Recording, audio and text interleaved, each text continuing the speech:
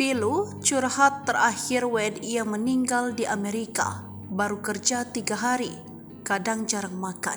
Seorang warga negara Indonesia meninggal dunia di Amerika Serikat. WNI bernama Ikadek Roy Astika tersebut meninggal dunia di Amerika Serikat padahal baru 3 hari bekerja. Ikadek Roy Astika WNI yang bekerja sebagai cook itu baru 5 hari sampai di Amerika Serikat. Sementara jenazah terakhirnya kini belum bisa dipulangkan. Ia tersebut berasal dari desa Pemutaran, Buleleng, Pulau Bali.